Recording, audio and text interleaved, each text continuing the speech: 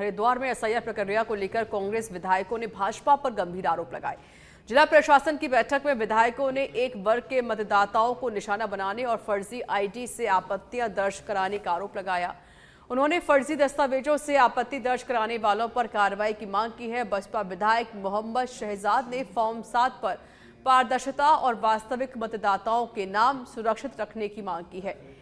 वहीं एडीएम जितेंद्र कुमार ने प्रशासन की ओर से प्रक्रिया की स्थिति स्पष्ट की है।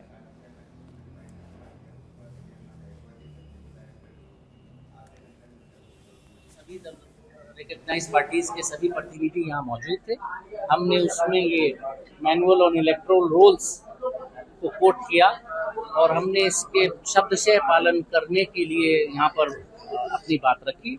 हमने इसमें एक बात रखी कि जो बल्क में एक आदमी किसी साइबर सेंटर पर बैठा और उसने एकदम 25, 30, 50 लोगों के नाम की शिकायत फॉर्म 7 सबमिट कर दिए, वो नहीं होना चाहिए। जो इसमें मैनुअल है वो सिर्फ ये कहता है कि बल्क में शिकायत नहीं हो। फॉर्म नंबर 7 और 10 आ रहे हैं, उसके संबंध में मुलाकात थी और मीटिंग भी थी एसआईआर को लेकर के। आज उसी में अपनी बात रखकर चले हैं कि भाई कोई थोक भाव में वो फार्म जमा ना करे। ऐसे भी किसी की वोट काटे जाते हैं। हाँ, सब कुछ संभव है। बीजेपी का राज है, सब कुछ संभव है। अपने वोट की रखवाली करना। देखिए, आज एसआईआर को लेके सभी जो हमारे राजनीतिक दल हैं उनकी एक बैठक प्रत्येक सप्ताह होती है, वही बैठक आज थी। तो इसमें हमारे कांग्रेस पार्टी के जो एमएलएज हैं वो भी आए हुए थे और बाकी भी राजनीतिक दलों के प्रतिनिधि उसमें आए हुए थे। तो इसमें जो मुख्य रूप से इनका एक एप्रीहेंशन था कि बल्क में जो फॉर्म 7 है वो रिसीव करवाए जा रहे हैं और उस पर आगे कार्रवाई की जा रही है।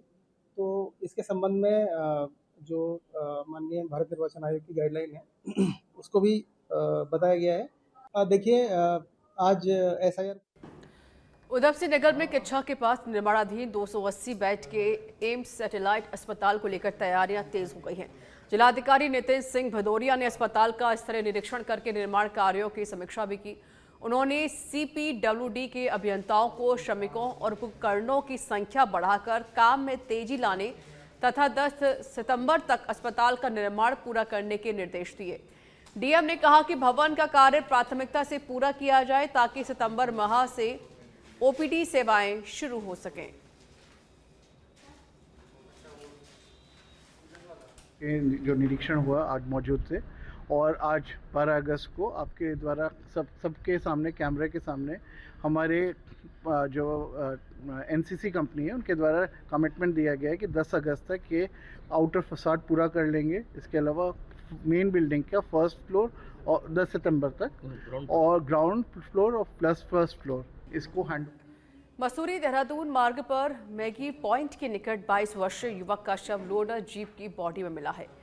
शव मिलने की सूचना स्थानीय लोगों ने पुलिस को दी है। सूचना के बाद मौके पर पुलिस पहुंची, जांच पड़ताल शुरू कर दी गई।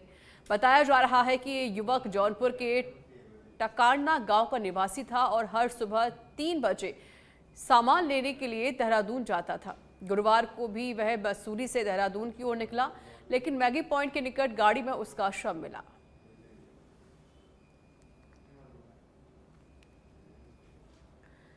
रामनगर के टांडा चौराहे पर स्थित सिंचाई नहर में एक अज्ञात व्यक्ति का शव मिलने से क्षेत्र में सनसनी फैल गई। नहर में शव मिलने की सूचना मिलते ही मौके पर ग्रामीण और स्थानीय लोगों की भीड़ इकट्ठा हो गई। ग्रामीणों से मिली सूचना के बाद पुलिस टीम भी मौके पर पहुंची और शव को नहर से बाहर निकाला गया। शव काफी सड़ी गली अवस्था में था, जिसके चलते उसकी पहचान नहीं हो सकी है। पुलिस ने शव को कब्जे में लेकर शनाख्त के लिए अस्पताल की मोर्चरी में रखवा दिया है। फिलहाल पुलिस पूरे मामले को लेकर जांच कर रही है। उत्तराखंड में 2027 के विधानसभा चुनाव को लेकर बीजेपी संगठन को जमीनी स्तर पर मजबूत करने की कवायद में जुट गई है। पार्टी ने अपने मोर्चा और प्रकोष्ठों को नई जिम्मेदारियां सौंपते हुए गांव-गांव तक पहुंच बनाने की रणनीति तैयार की है। इसी कड़ी में बीजेपी का एनजीओ प्रकोष्ठ अब हर रविवार एक गांव में पहुंचकर युवाओं से सीधा संवाद करेगा। बीजेपी प्रदेश महामंत्री कुंदन सिंह परिहार के मुताबिक सभी प्रकोष्ठों की कार्य योजना तैयार कर उन्हें अलग अलग जिम्मेदारियां दी गई हैं।